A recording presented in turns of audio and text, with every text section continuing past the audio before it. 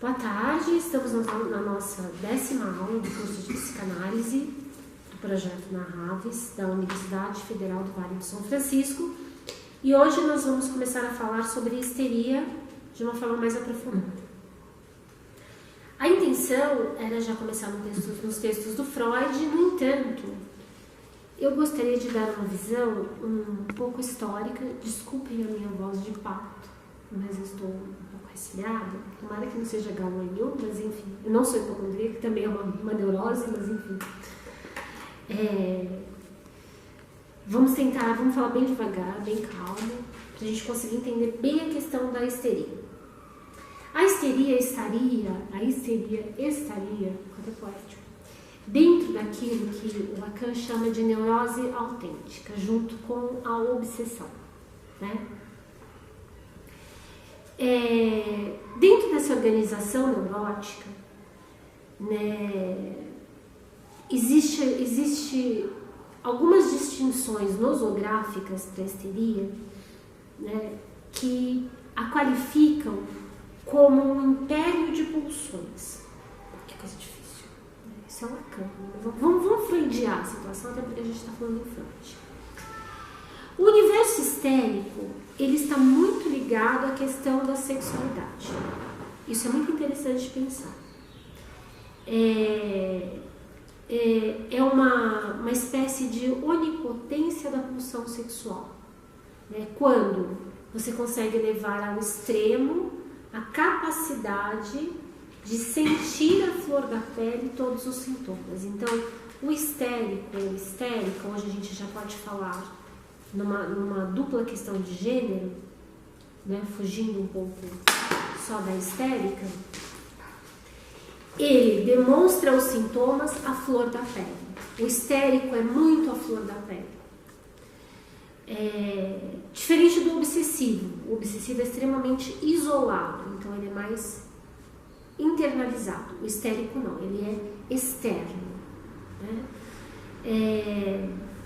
O funcionamento histérico, ele tem um equilíbrio extremamente curioso, né? Porque dentro da nossa vida pulsional, a gente sempre vai tentar obter um equilíbrio, né, entre as diversas pulsões que nos movimentam. E não só pulsão de vida e morte. Estou falando das diversas pulsões porque hoje nós sabemos, e eu já estou trazendo para os dias de hoje, que a pulsão de vida e de morte são as matrizes, mas por trás das pulsões de vida e de morte vem uma série de outras pulsões.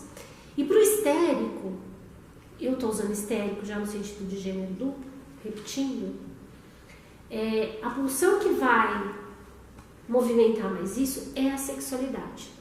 Então vamos pensar que o conflito que vai estar bem sublinhado na questão histérica é o conflito edípico, porque é ali, naquele momento, onde a sexualidade infantil aflora. Nós ainda não estudamos o complexo de Édipo, então eu não vou entrar muito nessa questão, mas é importante perceber que é no momento da castração, onde há o processo de repressão instaurado, o processo de defesa do ego de repressão, que a histeria ela se torna um traço de personalidade ou uma estrutura de personalidade. Vamos pensar um pouquinho no histórico da histeria. Na antiguidade, vamos pensar na alta antiguidade, na Grécia, Hipócrates, né, ele vai designar transtornos nervosos observados em mulheres que não tinham engravidado, né, e que, ele vai dizer bem assim, que abusavam dos prazeres venéreos. Né? Olha só já a questão da sexualidade, né, que o Freud depois só vai desvendar. E a isso, né, ele vai associar já um comportamento diferenciado, que é um comportamento de alta excitação, né, um comportamento de uma estimulação emocional muito forte. Caminhando aí para a Idade Média, né, a toda essa questão do Hipócrates, foi acrescentado a questão religiosa, quer dizer, além de serem mulheres que tinham esses transtornos nervosos e que se entregavam a esses prazeres venéreos, venéreos vem de Vênus, né? Então vem de prazer, de desejo, né? Vem de contato sexual. Vem a questão também da possessão demoníaca. Então vamos pensar que na Idade Média tudo que era ruim era relacionado ao demônio, porque quem dominava era a igreja. Então tudo aquilo que poderia fugir da conduta que era considerada normal, né, pelos representantes do clero que dominavam, tinha alguma relação com possessão demoníaca. E aí, né, nessa época a gente vai ter a narração de várias histórias de possessões, de bruxarias, de fogueiras e etc. Quantas e quantas histéricas não foram queimadas nas fogueiras como bruxas e na verdade estavam tendo surtos histéricos. Quem foi o primeiro que tem o mérito de distinguir toda essa questão de questão nervosa, bruxaria, questão venérea, ligação com Deus, com a deusa Vênus, é Charcot, né? Que por acaso depois vai ter uma ligação com Freud. O Charcot, ele vai fazer essa distinção já no decorrer do século XIX. Né? E a primeira histeria que ele vai distinguir é justamente a epilepsia. Né? Ele vai perceber que a epilepsia era um distúrbio neurológico. Era algo que acontecia nos neurônios e que causava, né, toda aquela excitação física. Hoje a gente sabe que já tem outras questões que envolvem a epilepsia, né? Mas aí já é um caminho que começa a se abrir. Quer dizer, opa, não é só uma questão aí de... Vamos pensar de questões venéreas, né? E nem só de questões de bruxarias. Existe algo por trás. Então, vamos pensar que, apesar de ainda não ser completamente correta, essa histeria de epilepsia, né, ela já dá um caminho para o que virá depois. Depois vai ter um outro cara chamado Babinski. Na verdade, eu tentei pesquisar sobre o Babinski, mas a pesquisa não veio junto. Mas depois eu prometo que eu acrescento alguma coisa sobre ele. Ele vai colocar um termo chamado sugestabilidade. A sugestão, ou na realidade a labilidade dos sintomas, né, como uma possibilidade de separar a questão só histórica e social da questão psiquiátrica. Como se a pessoa pudesse sofrer algum tipo de sugestão para entrar num processo, a gente já pode falar de processo catático, né, de histeria. Né? É interessante. Já é também mais um caminho. Né? Depois aparece um outro pensador aí, nessa mesma linha, que também vai continuar na teoria organicista, que é as teorias organicistas remetem ao Jackson, né, que é um organicista famoso, que é o Janet, né? E ele vai dizer que já numa linha mais psicológica, ele vai dizer que a histeria ela vai tratar principalmente de uma tentativa psíquica de equilíbrio de tensões no nosso mental, né? E que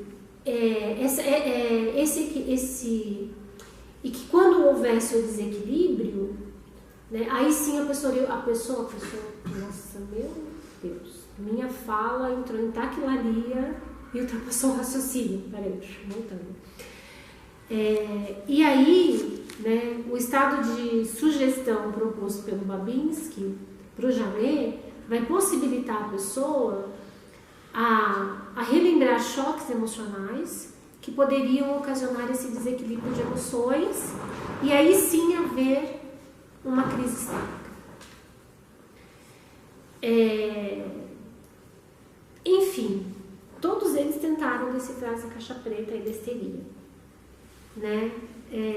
E todos eles ajudam a fecundar um ovo que vai ser, vamos pensar assim, de alguma forma colocado na incubadora por um gênio, né? Esse gênio tem nome, Freud. Freud, ele, num determinado momento, ele é aluno do Charcot, como nós já vimos, lá no aula do semestre passado. E ele vai pegar todas essas informações, vai colocar num caldeirão de bruxo, né, como o bom bruxo que ele era, e vai começar a tentar colocar outros ingredientes para decifrar essa questão da histeria. E em 1895 ele lança, vamos pensar assim, o primeiro grande compêndio que vai falar sobre esse tema, que é o Estudos sobre a Histeria, né? E neles ele vai retomar algumas ideias antigas, vai colocar algumas ideias novas, mas ele vai definir em especial um caminho. A histeria tem a ver com a questão da sexualidade. E esse caminho vai só aumentar, né? A gente vai ler esse texto, né, Estudos sobre a Histeria, e é muito interessante porque ele já vai começar fazendo uma correlação entre, já no primeiro momento, que o trauma sexual, em geral, vai gerar essas histerias mais graves, né? Mas hoje o que eu quero, né, é falar principalmente do que é a histeria dentro da clínica, para a gente poder entender bem e começar a tentar entender a diferenciação de alguns quadros de histeria, tá? Para depois a gente entrar direto no texto do Freud. Então a aula de hoje vai ficar muito baseada em fatos mais concretos. A gente vai fugir um pouco da teoria e tratar a histeria como se fosse uma conhecidinha nossa aqui, que estivesse sentadinha aqui com a gente, né? Vamos pensar que nós temos alguns tipos de histeria. Assim como qualquer outro tipo de psicopatologia, a histeria também ela tem algumas divisões. Hoje nós vamos falar a princípio da histeria de conversão, né? Na clínica, né, nós temos o que a gente chama da somatização, que são os sintomas médicos, né? E os sintomas histéricos de conversão, eles são descritos primeiro no plano médico, né? É claro que aqui é um curso de psicanálise, a gente não deve dar muita atenção para o plano médico, mas quando você vai no consultório, a pessoa que vai te falar alguma coisa, ela vai descrever o que ela está sentindo e você vai ter que saber que aquilo, de fato, vai te levar a um HD, uma hipótese diagnóstica de histeria. Mesmo que, a princípio, a gente não leve em conta a psicodinâmica. Vamos pensar primeiro no externo. O que um histérico ele apresenta externamente para você, né?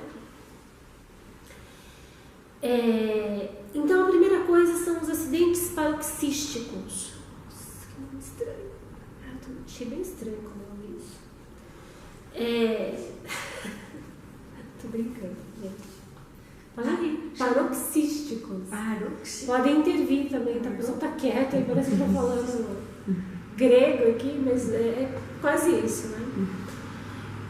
O Charcot, ele vai dizer que todo histérico ele tem uma grande crise, né? Uma grande crise que ela vai ser representada por uma agitação espetacular, uma agitação de todos os sentidos, né? Que muitos confundem com um surto psicótico. Na verdade, a gente está falando de um histérico, né? Muitas vezes as pessoas perguntam, mas essa pessoa não é psicótica? Não, ela é histérica. Ela está tendo o que a gente chama da grande crise histérica, né? E essa crise, ela sempre tem uma simbologia sexual. Então vamos pensar na neurose, a gente tem duas. Depois a gente vai estudar os obsessivos, tá? Que são bem mais. É um mundo muito mais complexo que o do histérico, O histérico é muito mais simples, o obsessivo é muito mais difícil de entender, ele é muito mais introspectivo. Eu estou usando até Jung aqui, introspectivo.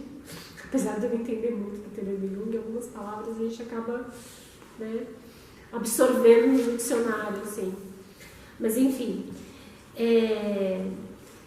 Então, a gente pode ter, assim, desde um acesso de sonambulismo, né, pode ser um sintoma de histeria, até mesmo uma teatralização de epilepsia. Mas não é uma teatralização no sentido da pessoa se jogar no chão e falar, peraí, agora eu vou fingir que estou tendo uma crise de epilepsia e começar... Não.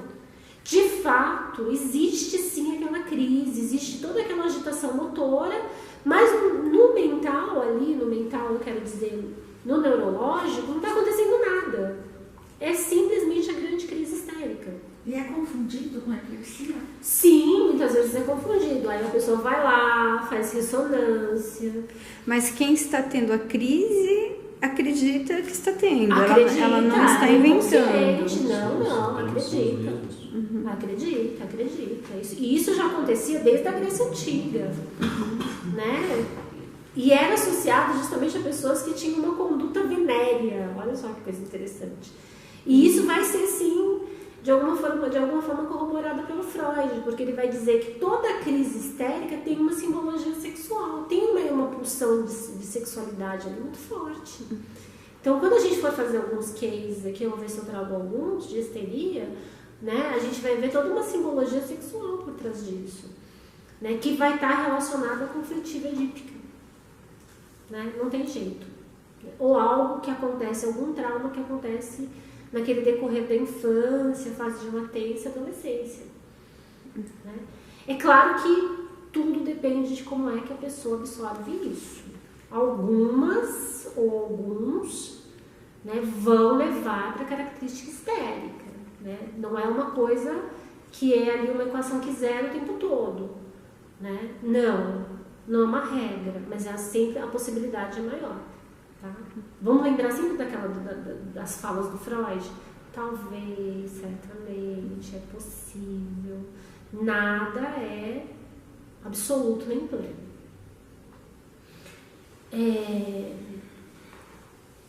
Uma outra coisa interessante é que na epilepsia do histérico não existe aquela questão da urina. Vocês já viram uma crise epilética? Ninguém viu? Alguém aqui nunca presenciou? Eu já tive a infelicidade de presenciar. No entanto, na crise histérica, o que tem na epilepsia e o que não tem na crise histérica é a mordida na língua, não tem. E também a pessoa não urina, né? O que acontece muito numa crise histérica, uma crise epilética. Quem já viu uma crise epilética vê que a pessoa tem uma tendência a morder a língua, porque ela trava. E até é interessante, porque a mordida na língua na crise epilética ela tem uma função. Porque a pessoa na crise epilética, a tendência é engolir a língua. É a língua retrair. Então a mordida, né, a tendência da natureza é sábia. Segura. A mordida. A mandíbula prende a língua. Então não tem aquele risco da pessoa engolir, porque ela pode sufocar com a própria língua na epilepsia. Né? E o que pode acontecer também é que a pessoa tem muito teatralismo, né? Muita labilidade, ela fala de um jeito muito manso, às vezes de uma forma muito sedutora, né? É aquela pessoa que te toca muito. Isso eu tô falando de traços muito fortes de histérico. Todos nós temos traços histéricos. Né? Claro que tem um momento que você é mais histérico do que em outros. Aqui eu tô falando de traços de histerismo, de histeria mesmo, e mais histeria de conversão. Né? Alguns equivalentes menores, né, vão um desmaio súbito, do nada, né? Ela pode converter para um desmaio súbito, ela está ali conversando com ele, pum, caiu. Aí o que aconteceu? Acorda, aí fica 5 minutos desmaiada. Qualquer pessoa que desmaia 5 minutos por uma queda de pressão, que é uma das principais causas de desmaio. Ninguém morreu. Não, e ela tá respirando, tá ali, mas ela tá lá, jogada, histérica. Né? E não, tem que prestar muita atenção, porque a gente tem uma outra questão que é a esquizofrenia catatônica, é uma outra história, né? Aquela pessoa que fica lá parada e não mexe. Mas parece que histeria quase não se ouve falar mais. Sim, senhora. Tem muito? Sim, nossa. Que eu já falei desse caso, mas eu vou repetir. Eu tive uma paciente algum tempo atrás em São Paulo. Eu atendia numa clínica que tinha uma escada caracol. E eu atendia na última sala. Ela saiu da sessão, ela tinha acabado de me contar um abuso. E é claro que ela não vai assistir essa aula, não vou falar o nome dela também, né? E ela desceu a escada, desmaiou. Mas ela já tinha sido internada várias vezes em hospital psiquiátrico, numa daqui, lá na Casa Verde. E aí, é claro que estava ali, era todo um teatro dela, né? Inconsciente, mas é. E aí as pessoas, vou parar, chama médica. Eu falei assim, não, calma, gente. Aí eu peguei, ela, né? E o engraçado é que ela não se machucou naquela escada. Ela tomou todo um cuidado para cair de um jeito que o corpo dela fazia o contorno da escada. Olha só. Né? E aí eu desci junto, né? E eu já estava pensando que aquilo ia acontecer, porque já tinha algumas sessões e ela sempre relatava os desmaios. E aquela sessão tinha sido uma sessão muito reveladora, onde ela tinha conseguido de fato verbalizar toda a questão do assédio, do abuso. E aí quando eu desci, né, teve uma coisa muito estranha, que ela se animou como se eu fosse a mãe dela, né, e encostou a cabeça. Aí eu peguei e falei assim, me dá um copo de água. Aí eu peguei e borrifei um pouquinho de água nela. E eu falei, pode acordar que tá tudo bem, o seu filho tá aqui. Ele tá vendo tudo isso. Ela acordou, abriu o olho.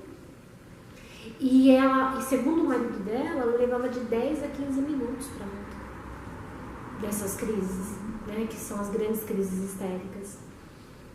E ela voltou rapidinho, né, porque ali naquele momento a ideia não passava a mão na cabeça, né, e não sugestioná-la para que ela prossiga naquele comportamento inadequado, né, não ajustar. Mas se é inconsciente, você precisa chamar ela para a realidade. Se é inconsciente, você tem que mostrar para ela a realidade. Opa, eu sei que o que você está fazendo aí não é um desmaio. Eu sei que você está querendo me mostrar outra coisa, mas está tudo bem. Acabou, passou, já foi. E o inconsciente faz isso para, tipo, uma catarse? É uma catarse. É uma catarse. É uma catarse que se repete e não elabora. Ali o que eu estava tentando é fazer com que ela elaborasse. Mostrando a realidade. Ó, seu filho está vendo, é o que você quer. É uma defesa. É uma defesa. É uma repressão. Você falou tudo. É a repressão atuando. Né? Porque, na verdade, o que ela queria, talvez, fosse chegar naquele tio, né, que abusou e dar um tiro. Como ela não pode, ela vai converter toda aquela energia sexual. Porque, de alguma forma, ela também sentiu prazer nesse abuso. Infelizmente, porque ela era uma criança quando aconteceu. Então, por que a criança se sente culpada de abuso sexual? Porque tem prazer sexual envolvido. Né? E por que é tão cruel? Justamente por isso. Né? Porque você está trabalhando com uma sexualidade muito incipiente, que está começando, né? E que está sendo movimentada de uma forma incorreta, que é através de uma invasão. Não da vontade dela. Né? Porque ela nem sabe o que é ainda. Violência. Sim. Né? Ela aprende a ter prazer a partir de uma violentação. Eu acho que a questão é essa, né? Porque ela é violentada. Para mim, toda forma de agressividade sexual é quase como uma violentação. Estou fazendo um neologismo aí.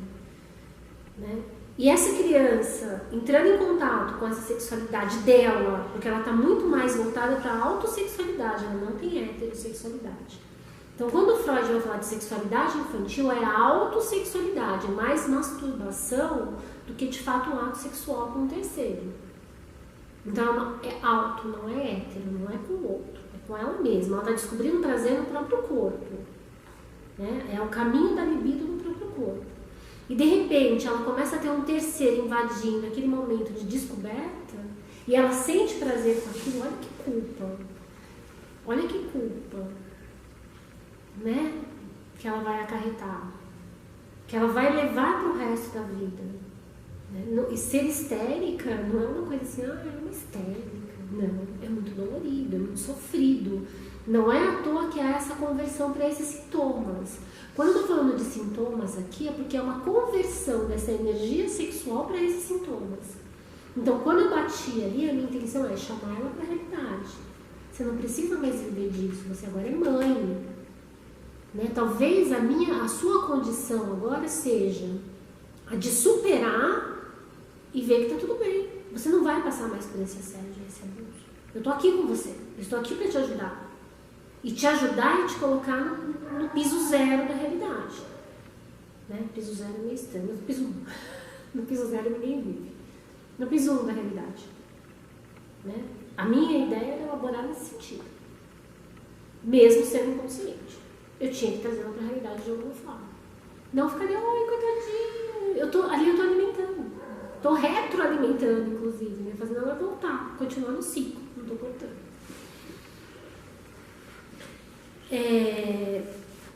Uma outra questão que continua aqui, depois até a gente pode continuar a discussão, isso, que é bem interessante, são as narcolepsias, né, que é aquele adormecimento que a pessoa, do nada ela está ali e de repente ela dorme. E acontece mais durante o dia. Né? A pessoa está ali, acabou. Né? A narcolepsia, ela ainda é um quadro que muitos neurologistas se recusam a colocar dentro da histeria. Eles tentam encontrar alguma coisa neurológica para justificar. Então, quando tem esses adormecimentos diurnos do nada, né, que é o que a gente chama de epilepsia em branco, que não tem sintoma, enfim, é uma briga para você conseguir levar uma pessoa dessa para fazer terapia e tentar mostrar que é uma causa muito mais relacionada ao emocional do que, de fato, ao mental, no sentido neurológico. Enfim, se der para juntar as duas coisas é bom, mas os neurologistas sempre ganham. Eu estou tentando informar vocês.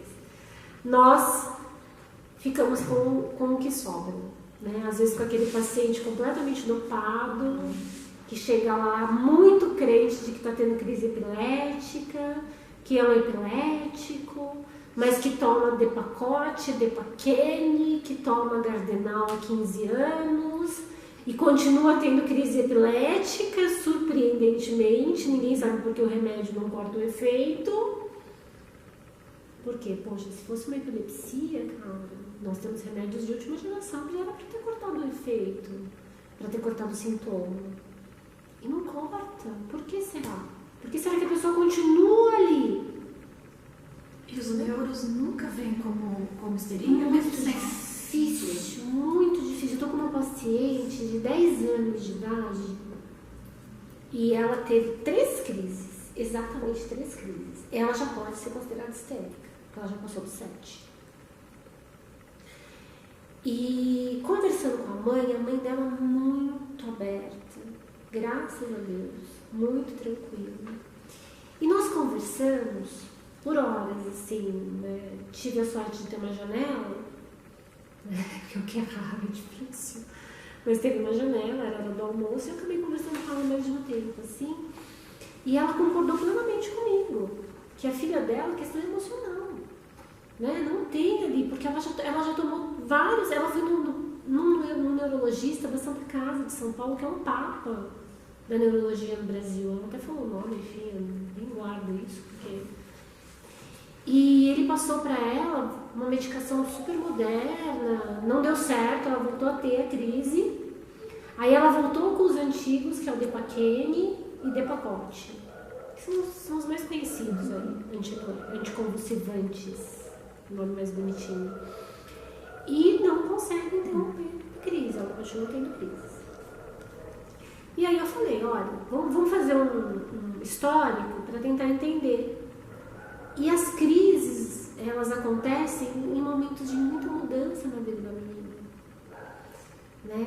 E em momentos de crise da menina. E aconteceram depois que a menina teve uma puberdade precoce. Olha só. Ela é 10 anos, ela tem 11, ela fez 11. Ela já tem menstruação e nesse 1 ano ela teve 3 crises. Tá na cara o que é, né? E ela faz exame neurológico, não dá nada. Não deu, porque geralmente quando é epilepsia, cada crise epilética ela deixa uma manchinha lá, né? Se você faz uma tomografia. Como se fosse uma cicatriz da crise convulsiva. Ela não tem.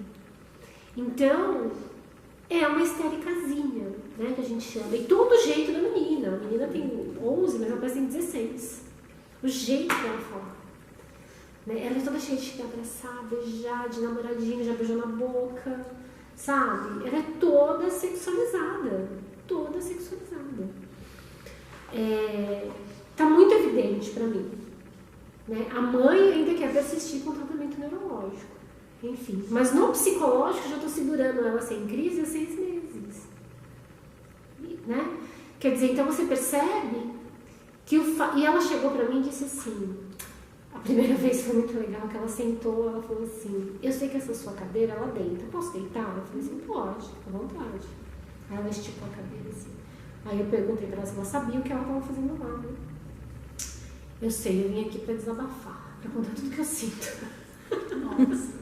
Com 10 anos, agora ela já tem 11. Totalmente histérica. Totalmente. Aí eu não posso rir, né?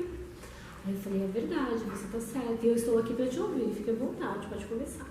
Aí ela já começou a me contar a vida dela inteira. 10 anos. Né? Então, para mim, já estava ali consumada a hipótese diagnóstica. Hipótese diagnóstica, não tenho certeza. Mas para mim é uma hipótese com uma boa porcentagem de ser verdadeira. Mas teve algum distúrbio nesse desenvolvimento sexual? Provavelmente deve ter tido. Ela tem uma relação muito complicada com o pai. Né? É um pai muito repressor, né? É um pai... E ela tem uma irmã 10 anos mais velha, que é muito parecida com o pai. E ela é totalmente diferente. Então, as primeiras reclamações dela giraram em torno do pai e da irmã. Então, para mim já estava bem claro, né, a repressão encarnada na figura do pai. Né? E toda uma questão de sexualidade também. Então, só fala de namoradinho, de amiguinha que brigou, de amiguinha que é mais bonita, de amiguinha que é mais feia, de amiguinha que não sei o quê. É toda aquela questão ligada a Vênus mesmo, sabe? Então, é uma coisa... Vamos continuar aqui, né? Os transtornos de aspecto neurológico que envolvem a histeria. Né? Primeiro são as paralisias, que nós falamos, aquela paralisia de vulva, que é uma das mais conhecidas. E existem algumas que são mais bizarras, né? Que podem atingir até as pernas, os pés. Algumas têm cegueira temporária.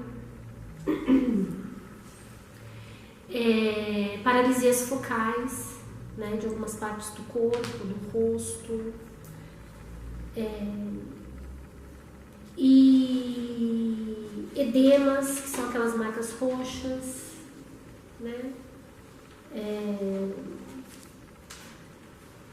A histérica, ela se machuca muito, ela tem uma tendência a se bater, né? Sempre está com marcas roxas. Sempre mulher? Não, o histérico também. Eu tinha dito isso, não usei histéricos, né? Tomar mais esse cuidado.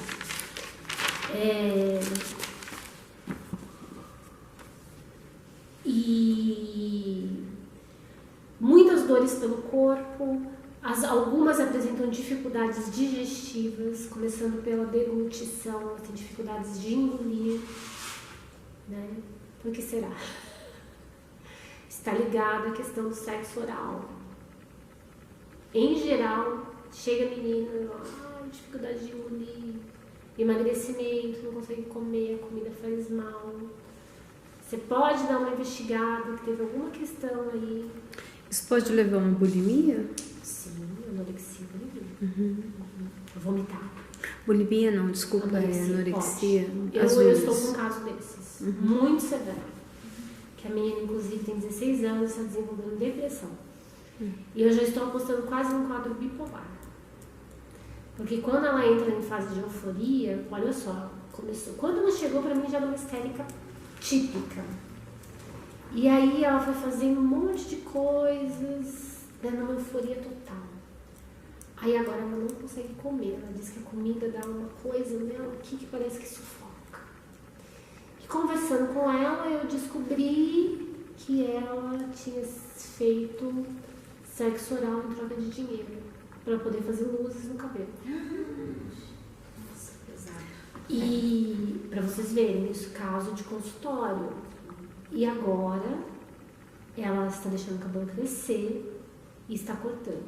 Ela mesma, ela pega aqui, não tem cabelo, né? Melhor seria a Marta. Deixa aqui, pá, e vai cortando com a tesoura. E ela está desenvolvendo uma outra forma, que é muito ligada à questão da histeria, que é a traumatofilia. Ela pega uma tesourinha e começa a cortar a pele do pé.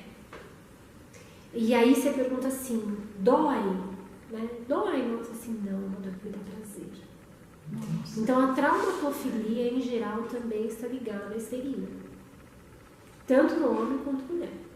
A anorexia, em alguns casos, ela é histérica, em outros casos ela é psicótica. A gente vai saber depois a diferença, tá? Tem anorexia histérica e tem anorexia que é psicótica mesmo, que é uma outra psicodinâmica diferente. As dores que as histéricas sentem, elas são reais. Então, se você vê uma histérica que está reclamando muito de dor, elas têm dores generalizadas. Ai, eu dou no braço, dor nas costas, dor no pé. Né? Ai, nossa, hoje eu tô com dor de cabeça. Enfim. As dores existem, porque ela está fazendo uma conversão da energia libidinal sexual para aquele órgão, então aquela dor existe. Você nunca duvide da dor da histérica. Só que são dores generalizadas. Então, se chega um paciente reclamando, até hoje tem até um nome para isso, que é fibromialgia. Né? Que você, quando o médico dá diagnóstico, se a pessoa chega, eu tenho fibromialgia. Meu Deus, assim. Ou é histérico ou depressivo. Depressivo também, ele tem dores generalizadas. Né? Fibromialgia. Fibromialgia. No corpo inteiro, dores no corpo Sim, inteiro. dores espalhadas pelo corpo inteiro. No entanto, o depressivo ele tem dores mais, por exemplo, costas, articulações mais ligadas ao osso, sabe essa dor de articulação? A histérica, ela tem dor em tudo. E ela sabe nominar os órgãos que doem. Eu tô com dor no baço. Então, isso onde fica meu baço? No rim. Eu tô com dor no rim, tô colocando a mão aqui, né? Ai, que dor nos meus rins, que dor nos meus rins. Gente, eu não tô tirando barato do histérico, não, tá? É que a gente às vezes tem que dar uma distensionada, porque a coisa é complicada. Não é brincadeira. Eu vou fazer uma observação, olha que interessante. Eu já tomei um antidepressivo que chama duloxetina. É da última geração aí. Sim, eu conheço. Né? Vem do. Ele acerta não só a. Ele é dupla recaptação. É, dupla recaptação, exato. E por um acaso descobriram que ele também servia muito bem, de forma muito eficiente para fibromialgia. Mas Então, por exemplo, eu que nunca tive fibromialgia, que eu fui tomar esse remédio porque realmente era um caso de depressão, e eu não sou contra remédio de depressão, eu acredito em depressão em remédio mais terapia. Nunca tive casos de dores pelo corpo. Quando eu deixei de tomar o remédio, ele causa efeito colateral de daí sim você ter dor no corpo. Porque você estava tomando uma substância que não te deixaria dar dor no corpo.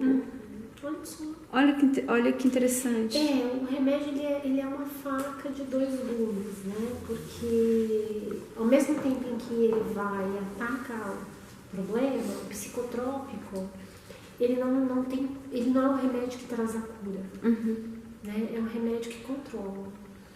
Não, Não tem cura. Sem terapia não vai. É muito complicado.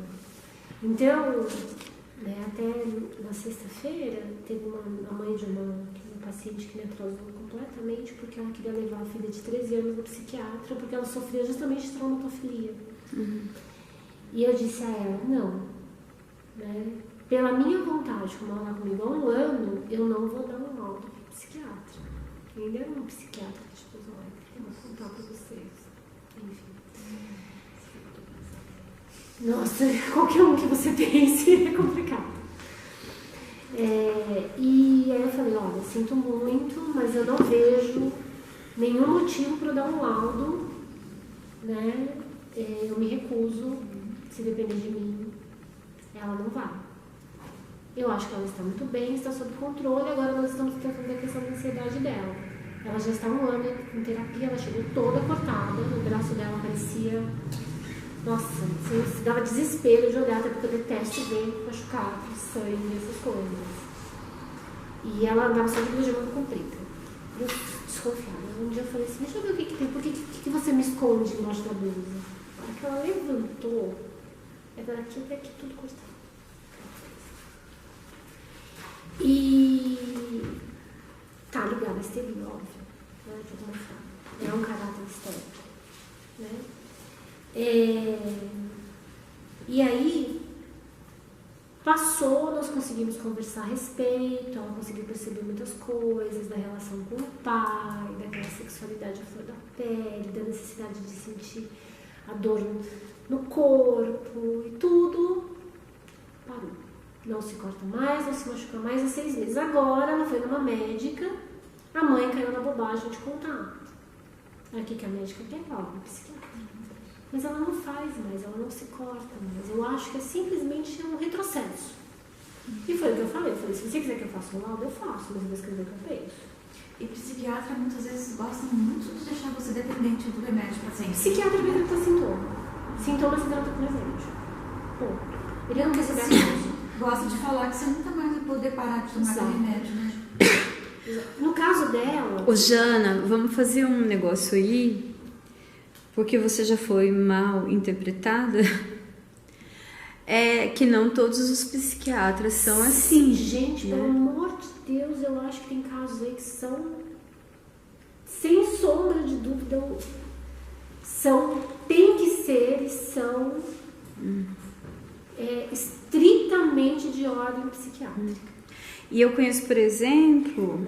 Eu estou falando aqui de uma histérica, uma neurótica, que dá para controlar em consultório. É claro que em casos extremos, a gente pode mandar lá para tomar um remedinho para dar uma acalmada. Uma histérica vai tomar um ansiolítico, uma coisa que acalma. Você não vai dar um antidepressivo para uma histérica.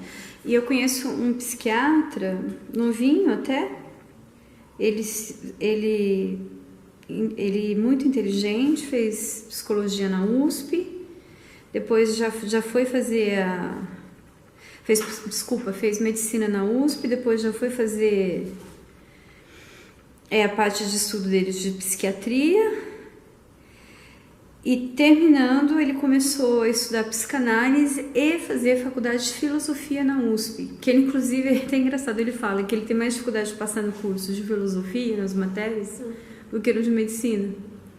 Então você vê aí que é um psiquiatra extremamente comprometido, com conhecimento assim, absoluto, o mais que ele pode, ele tem uma sede de conhecimento para ajudar na saúde mental. Estou falando isso só para te assegurar que você não seja mal interpretada, porque você já foi. Eu vou falar uma coisa particular minha. Meu primeiro analista era psiquiatra. Excelente, por sinal. Talvez o melhor analista que eu tive era médico, psiquiatra, e ele chegou para mim e falou assim: só questão de remédio, de análise. Eu estava tão tresloucada, todo psicólogo, não vamos pensar no contrário, vai chegar em psicologia porque já sentiu alguma dor. Não é à toa, nada por acaso. E eu cheguei à psicologia também porque eu tive as minhas dores psíquicas. E aí, quando eu fui buscar um médico, porque eu achava que eu precisava, ele me disse, não, o seu caso é análise. E ele era um médico extremamente consciente, um excelente médico. Mas na época eu falei assim, eu não estou dormindo, eu preciso dormir, eu preciso de um remédio para dormir. Aí ele falou, não, tudo bem, mas vamos dar um remédio para você dormir. Né? Eu sofria de insônia. Aí ele me deu o remédio para dormir e falou, não, mas paralelo a isso, você precisa de análise. Você precisa entender tudo isso. E ele é o meu grande inspirador. Ele era um psicanalista formado na Sociedade Brasileira de Psicanálise e psiquiatra. Uhum. Né? Ele foi quem acendeu em mim a chama da psicanálise. Foi quem me fez sentar no divã, que eu não queria de jeito nenhum. Eu lembro até a primeira sessão, eu com a bolsa assim, você não vai sentar bem não. Com a bicuda. Aí eu virei pra ele e falei assim, eu posso te falar um monte de mentira aqui? Quem disse que eu vou te falar? Ele falou, o que você fala não me interessa. Agora, o que você sente, você não pode esconder. Aí eu... Enfim, deixa eu ficar aqui. Bom, gente, a nossa aula está se estendendo. Hoje eu queria falar da questão desses aspectos de sintomas das histéricas, que eu acho que é interessante.